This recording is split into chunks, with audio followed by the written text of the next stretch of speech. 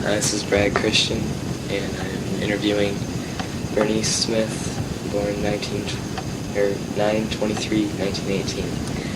And this is on the churches in the area found 1920s, 30s, and 40s. And to start off, what was a Sunday at church like? Well, we always went to Sunday school. We didn't stay for church because we had to walk. My folks didn't have a car. Not too many people did. And it was in St. Charles. We went to a little Baptist church and at that time, and we walked. And Sunday school classes were really interesting. They got me interested in the Lord Jesus and His life and just the general run of studying about Jesus Christ. And other than that, they were just about like they are now. They had, so I was a little girl then, so we didn't have any study books. We just had pictures and the teachers told us stories and sang little choruses, but I don't remember any of them. So back there when I was a little girl, that's what all we did in that church. What time was that? When did that start? Well, let's see, I was about 9, probably about 6 or 7 at that time. Let's see.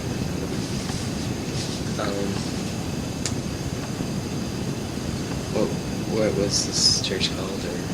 It was just a little Baptist church. I don't know what denomination, what group it was in. It might even have been just a little independent Baptist church. I'm not sure. Okay. There was revivals in Tennessee at that time. Did that affect the churches up in Michigan any? Or? Yeah, we used to have evangelistic services. I don't remember them in St. Charles, but when we went to Brant, then I was about 10. We started going out there. And they used to have special meetings. And then we had I don't remember any of the men's names that came there, but it was, they were good speakers and Bible teachers, so we would go when we could. We had to depend on my aunt and uncle to take us there, so my folks still didn't have a car then either. And but some of the churches, like I should say probably Pentecostal churches, they would have real lively evangelistic services, but they were really quite quiet. And that was a Methodist church in Brant, so it was a little bit different than the others. But we used to have what they call tent meetings in the summertime. We put up these big tents and had the speakers come, and they could get more people. The churches were usually quite small, and they could get more people, and sometimes bugs would get sort of thick while we were sitting there. So we did hear the gospel expounded, and sometimes there'd be people that would answer the altar call, go forward to be saved. So.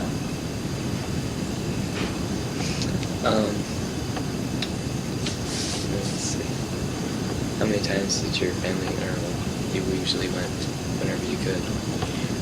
Well, to the church?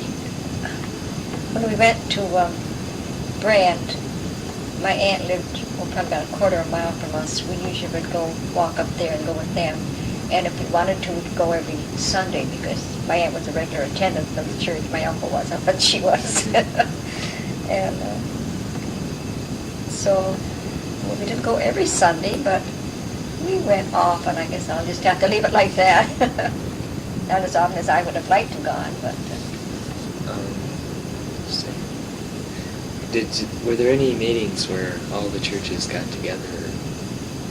Well, see, the Brant church was there were 2 churches that were pastored by the same pastor. It was Brant and Nelson. And they would have meetings together because of the one pastor. But as far as getting together like they do now, we did not at that time. Not with any other religions or denominations? Well, no, I don't, well, it was open to the public, so anybody could come. Okay. Um, what was communion like, or how was it taken care of? Well, just about like it is here. They passed the cup and the bread. We sat in the pews until we got to Oakley. And then we went up and knelt at the altar, took communion there.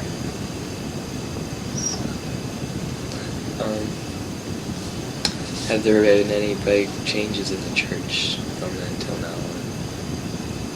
I think so. There's more activities for the youth people, young people now than what there was back there. I was talking with Mrs. Bush this afternoon after you called and said you'd be here.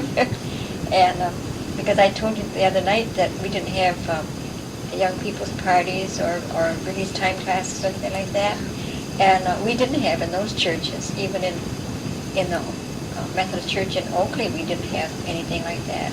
We didn't start that until we started our own little church in Oakley. And that was probably about,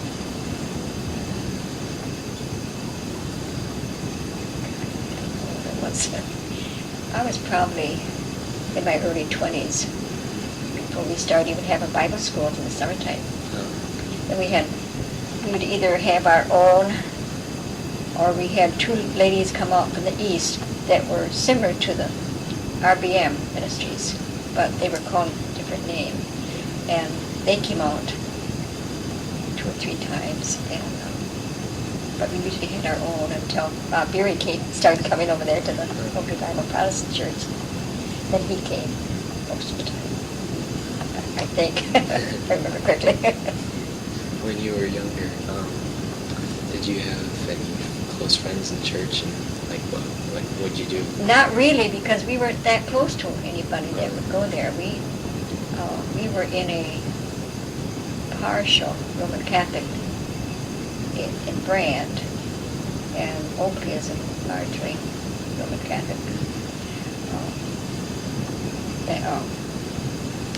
Anyway, there's a lot of Roman Catholic people there, and so I didn't have too many close friends in the church, at either church. In fact, when we started the Bible Protestant Church in Oakley, I was older than most of them that went there, so the youth group was smaller.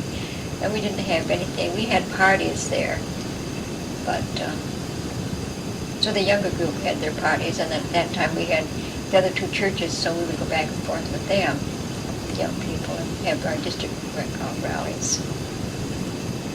Well, there were 4 churches, so we had them 4 times a year, where the churches got together, spent the day at dinner. Let's see. What do you remember about visitors to the church, or whenever they came? You mean like just the average Visitors and guest speakers. Oh, well, we would have speakers, and they would be of other Protestant denominations, but they were all the Protestant group. So we would have speakers come in, other than in Oakley, other than our evangelistic meetings. We would have, sometimes Mr. Merton would have a speaker come in occasionally, or a young person that was going into the ministry. We'd have them come once in a while, so they'd get familiar with speaking and preaching in front of strangers. Let's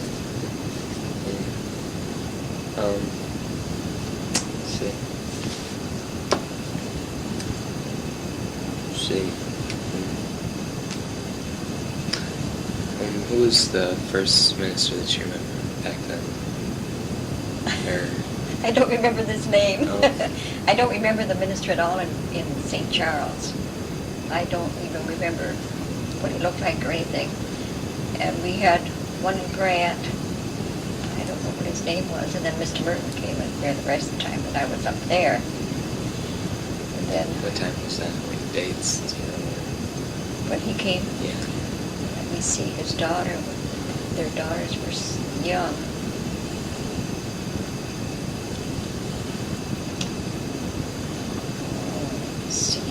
Left there shortly after I graduated. I was 18.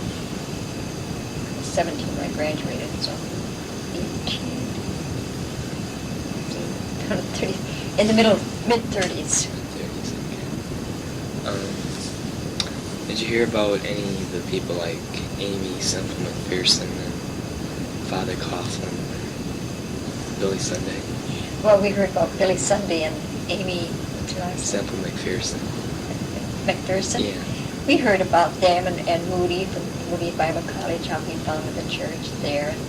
And we had, I think his name was Mr. Zoller. I'm not sure about that either. But he left Michigan and went down to Iowa. So we girls, on one of our vacations, went down there and went to his church. Big church. First time I'd ever been in a big church. And Judson Taylor and Brainerd, I don't remember what his first name was. But we knew about these people. But When did you? we didn't have any close contact with them or Yeah. anything. When did you hear about them around here? What was the main things about Just they Mrs. McPherson? Oh, well, I don't know. I don't remember what we heard, but just her name was mentioned occasionally. And what was the other one you mentioned? Billy Sunday. Billy Sunday, of course, we heard about his work, how effective it was, and how people were being saved under his ministry. And the same way as Mr. Moody, how he happened to start the college down there. We heard those things, but we didn't have any close contact with them, not Yeah. anything personal. What are some of your best memories of the things that you did back in the church, or Our best one? memories of what you did in the church? Or Oh, well, in St. Charles of Brant, just growing up, I don't remember anything special, but when I came to Oakley, I started teaching a class.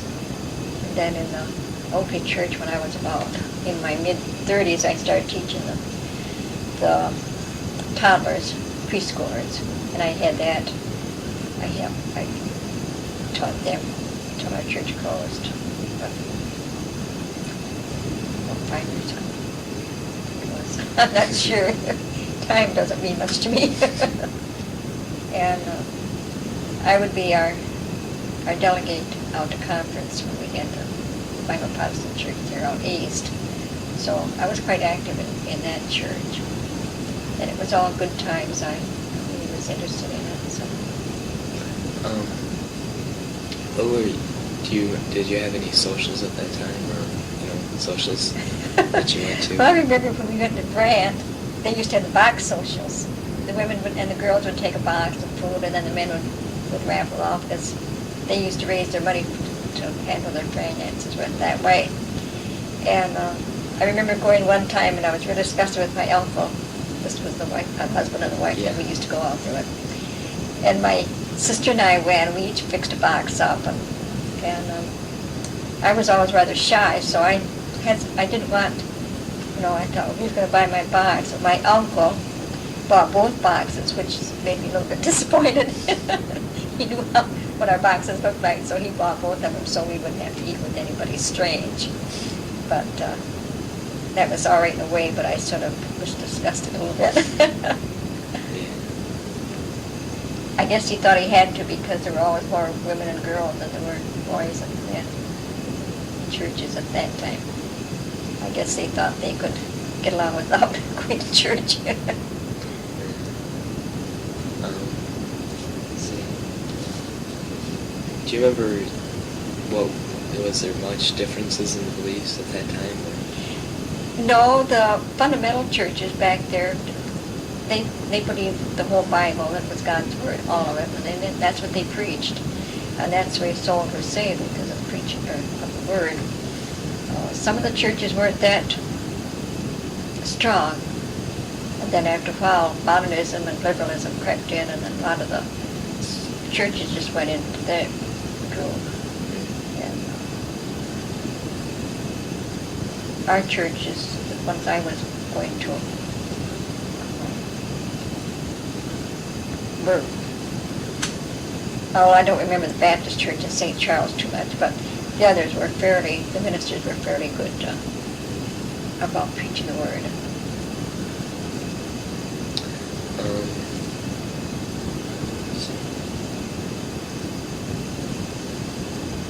What do you remember the music being like? The hymns, instruments, special music? We didn't have too much of that in the first two churches I went to. No, probably if we had a pianist, we were doing good most of the time, because they were small churches. And if in Oakley there was an older couple that went there, and they were against a lot of things that the young people would suggest. So, because they were probably the founders of that church there in Oakley, everybody let them have their own way. So they were still going there when we left and started a Bible Protestant church.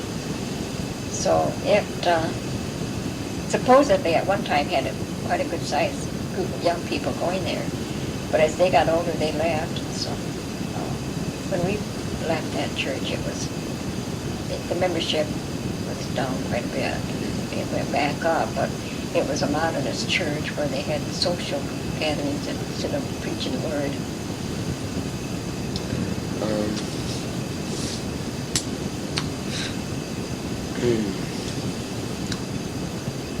Let's see.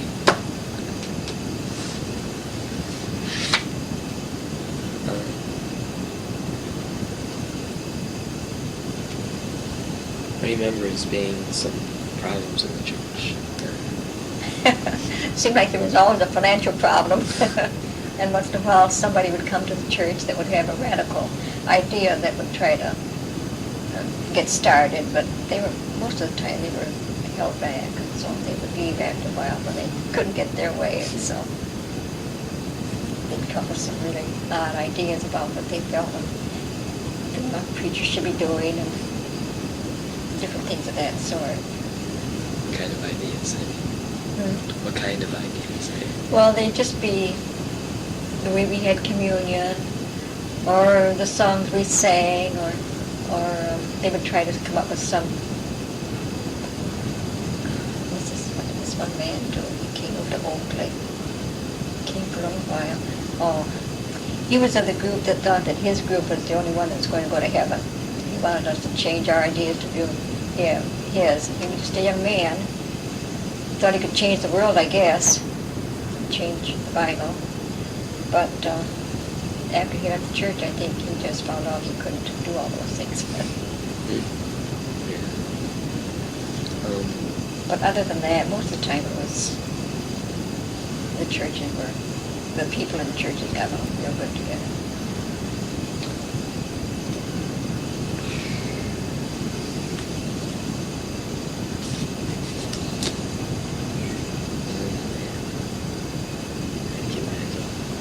No, you're not putting me to sleep though. But,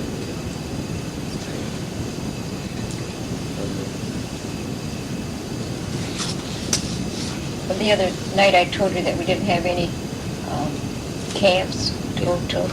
Well, we didn't, but when I talked to Mrs. Bush this afternoon, she said that the church out in Maranatha had been started when her children were small, so that would have been probably about 40 some years ago. And then I asked about Camp Barakel, because I just remember the one up north. And she said this Johnny Johnson started it out near Muskegon. And that was about the same time her daughter was a small child. Well, I shouldn't say small child. I don't think she was a teenager. And he started out having these camps in the CCC buildings. Do you know what that is? No. Well, okay. Just before the Second World War, President Roosevelt, that's the CCC stand. Anyway, all the young men joined this. My cousin was in it for a while, one of my cousins. And they went out and they did things. They planted trees, and they had their camps where they stayed right there in the camps. But some of the boys had to go quite a ways from home, so they just stayed there. And so after the war, these buildings were closed. So Johnny Johnson went out and started this camp.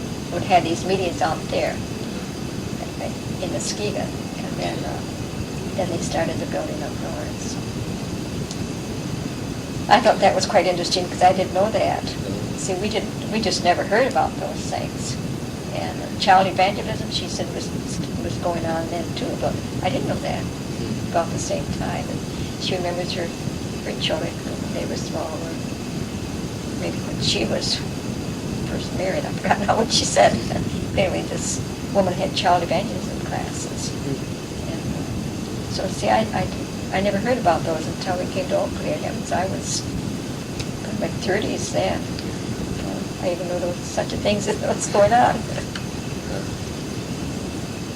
But I guess to wrap it up, that you went to 3 churches. It was the one in. I went to 3 when I was growing up. Yeah. Then we started the Bible Protestant Church in Oakley. That's where I ended up. So That was one we had to Brand, close St. that. Charles. St. Charles Brand and Oakley Methodist Church, and then kind of Protestant Church, then the Baptist Church. Well, I'm still a member of the church out in Genesee, but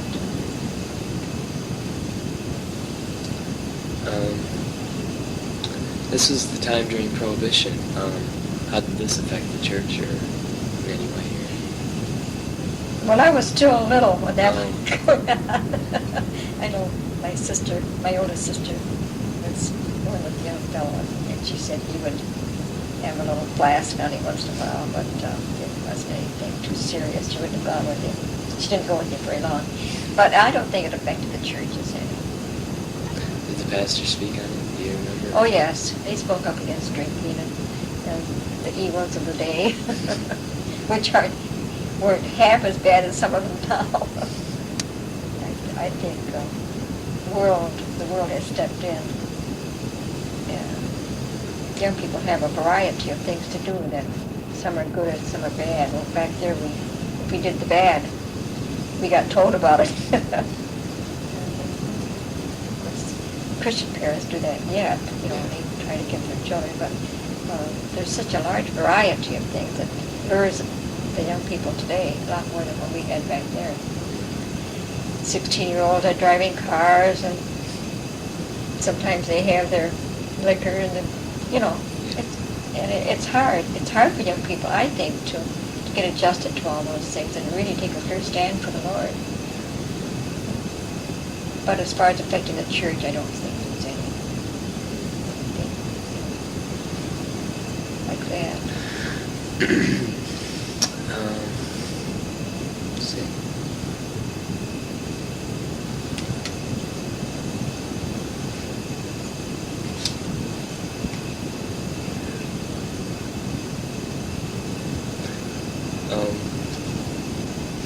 What did you say with and what was just regular church going like?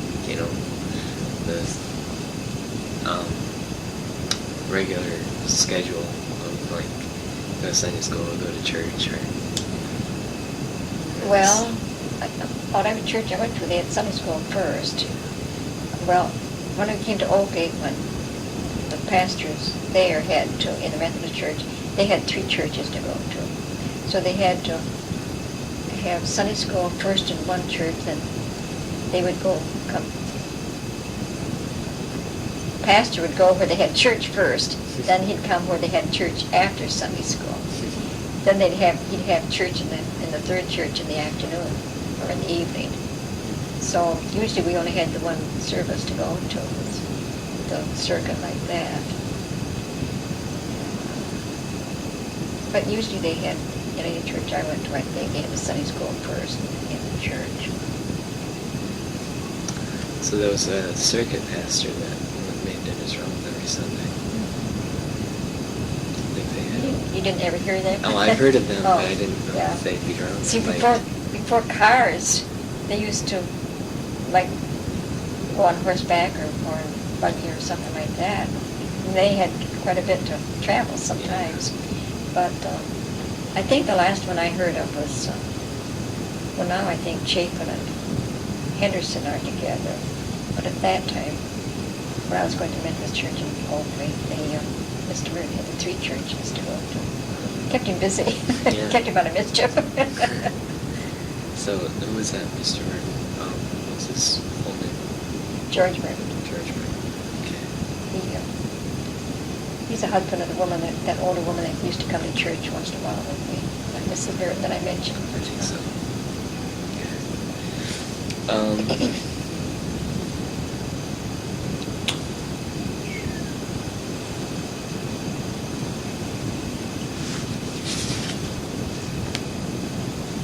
So there wasn't any meetings of different denominations at that time?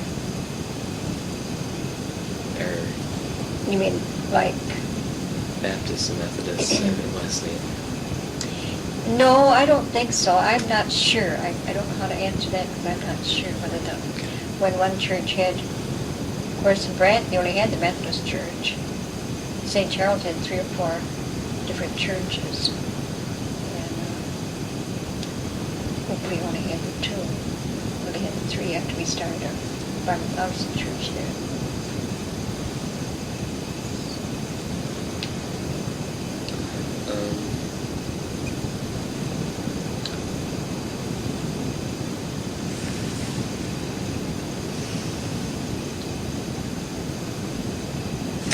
Let's see. So, any other memories, like whenever somebody did something to the teacher in Sunday school?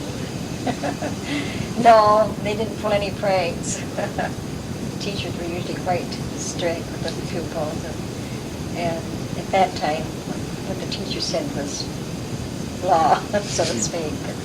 And we usually had children under control pretty good, and we didn't play pranks or anything like that I remember. Some of them might have, but I don't remember it myself.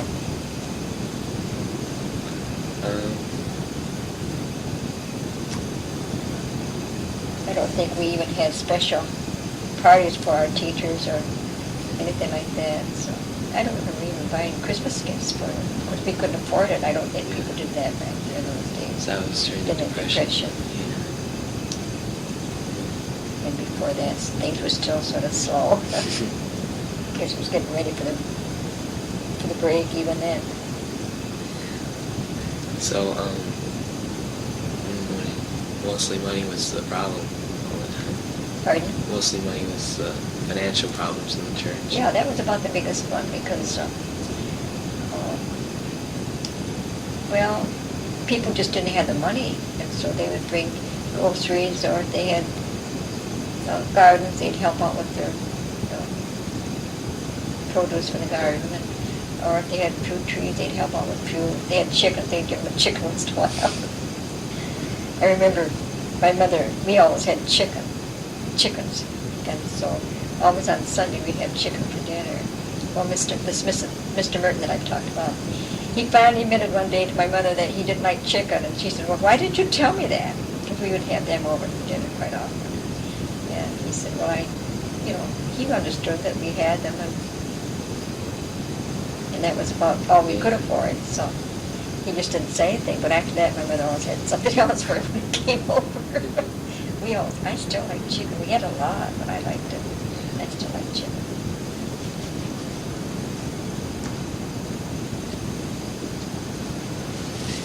So did you ever hear of the Father Coughlin? I've heard of him, but we never paid much attention to him. I thought, but I do remember, I thought some of his views were sort of radical, but I don't remember that much about him. So.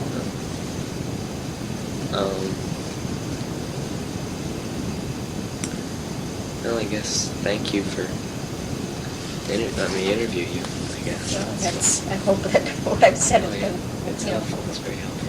So I've enjoyed it. I really didn't know what to expect or anything. So I said, I hope you have your questions all made out.